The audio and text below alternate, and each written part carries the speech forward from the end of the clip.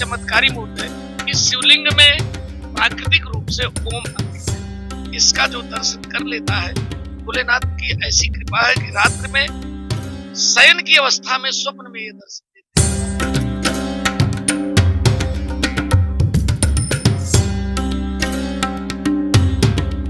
मंदिर में नहीं आए थे, प्रयागराज में तो हमारा आना जाना रहता था, लेकिन आज हम जानते हैं पंडित जी की क्या है मतलब शिवलिंग का जो आकार है वो प्रयागराज में अभी तक शायद ही रहा हो। तो पंडित जी बताइए क्या है? ये संगम वाले संगमेश्वर महादेव, इनकी स्थापना सन 2008 मेरे ही हाथ से स्थापना हुई। तो इनका प्राण प्रतिष्ठा हुई। इतनी जागृत मूर्त है, इतनी चमत्कारी मूर्त है कि शिवलिंग में प्राकृतिक रूप से ओम अंकित है। इसका जो दर्शन कर लेता है, भोलेनाथ की ऐसी कृपा है कि रात्रि में शयन की अवस्था में स्वप्न में ये दर्शन देते हैं। सबको ये भाग्य नहीं होती। इस आश्रम में 2008 से नियमित आने वाले तीर्थयात्रियों के लिए भंडारा प्रसाद पड़ता है। भगवान भोलेनाथ बहुतों का कल्याण किए हैं और मैं तो स्वयं भाग्यशाली हूँ, सेवा में लगातार रहता हूँ। त्रिवेणी तट पर गंगा जमुना सरस्वती के किनारे 3 वृक्ष पीपल, वट और कदम, यानी ब्रह्मा विष्णु महेश और स्वयं त्रिलोकीनाथ 3 नेत्रधारी ऐसे भोलेनाथ विराजित है। ये यहाँ पर भक्तों को जो इनका दर्शन करता है सबका कल्याण कर रहे हैं। 2008 से तमाम लोग, बड़े छोटे नेता सब यहाँ से लाभान्वित हो रहे हैं। कि हमने जो शिवलिंग देखी काफी छोटा आकार रहता, लेकिन इस शिवलिंग का जो है तो वजन कितना होगा इसका लगभग? इनका वजन शिवलिंग का 2 कुंटल और अर्घे का 8 कुंटल, टोटल 10 कुंटल के भोलेनाथ हमारे हैं और भक्तों को यहाँ पे आशीर्वाद दे करके अपना लाभ प्राप्त करा रहे हैं। अत्यंत हर्ष का विषय होता है जब भोलेनाथ जिसको चाहते हैं वही दर्शन पाता है, नहीं तो केवल बेहद स्वरूप का दर्शन करके चले जाते। ये अंदर के स्वरूप का दर्शन जब ये जिसको चाहते हैं, चाहे वो प्रेस के लोग, चाहे भक्त हो, तभी मिल पाता। तो माता पार्वती का दर्शन कैसे होगा यहाँ पर? माता पार्वती जी आपके सामने विराजमान है, आप दर्शन करें।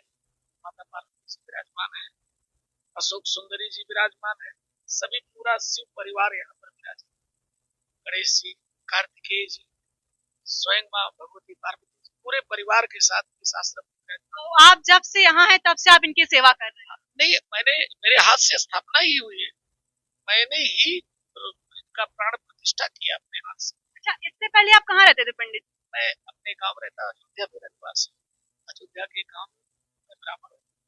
मैं यहाँ पर फिर सेवा में आ गया। बस तो ऐसा आइडिया कहाँ से आया आपको कि मतलब प्रयाग चलना चाहिए, वहाँ पर शिवलिंग की स्थापना कैसे?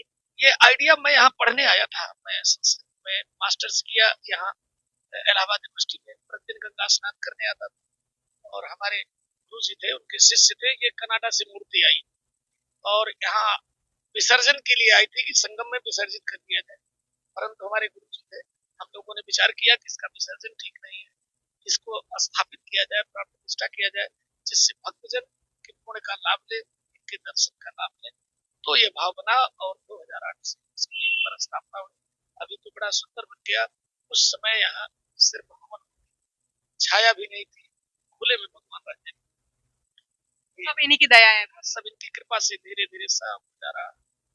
वर्तमान में मतलब जो महाकुंभ में आएगा उससे यहाँ दर्शन जरूर करना है। जरूर जरूर करना चाहिए। ये जरूर आप मीडिया के माध्यम से, इसके माध्यम से लोगों तक पहुंचाएंगे।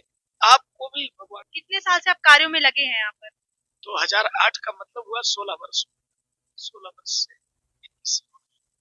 अच्छा, जैसा कि अभी यहाँ पे महाकुंभ शुरू हो रहा है, इतने पैसे पास किए हैं, तो क्या कार्य हो रहा है वहाँ पर? इतना बहुत कार्य हो रहा है, इतना सुंदर कार्य न कभी देखा न सुना और शायद ऐसा व्यवस्था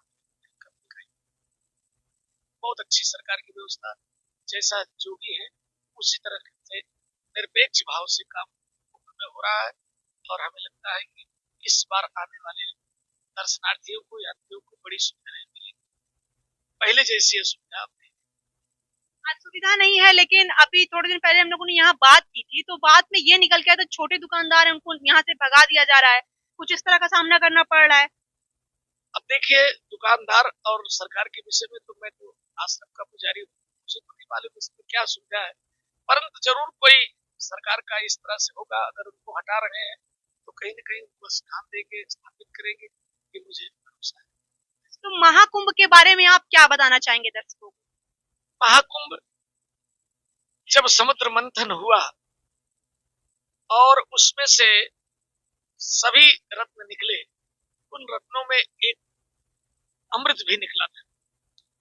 वो अमृत की राक्षस और देवताओं के बीच में जब अपने लेने की छीना झपटी होड़ मची, तो उस होड़ में जहां पर वो जिस जिस स्थान पर अमृत छलक गया था, उसमें एक स्थान त्याग, और वो स्थान फिर उस सभी चार जगह पर ये अमृत छलका था। प्रयाग, हरिद्वार, उज्जैन और नासिक। तो वहां पर हर 6 वर्ष बाद अर्धकुंभ, महाकुंभ इस तरह से आयोजन होते हैं। प्रयाग भी उसका गौरव प्राप्त किया है, यहाँ पर वही कुंभ से कलश से जो अमृत निकला था, तब से ये महाकुंभ आज तक लगातार महाकुंभ का आयोजन होता है। यहाँ प्रतिदिन लाखों लाख लोग कल्पवास करते हैं। अच्छा, हम आपसे एक क्वेश्चन और करना चाहेंगे कि अर्धकुंभ और महाकुंभ में क्या अंतर है?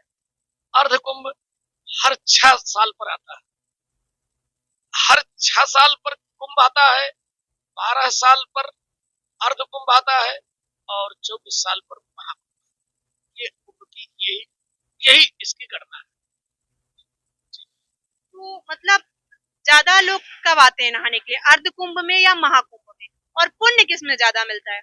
सभी कुंभ में, कुंभ तो पुण्य का ही खान है, चाहे कुंभ हो, अर्ध कुंभ हो, चाहे पूर्ण कुंभ हो, महाकुंभ हो, सब में स्नान का। माघ महीने में माघ मकर गति रवि जब होई, तीर्थ पति आओ सब कोई। कुंभ में तो फिर क्या पूछना है।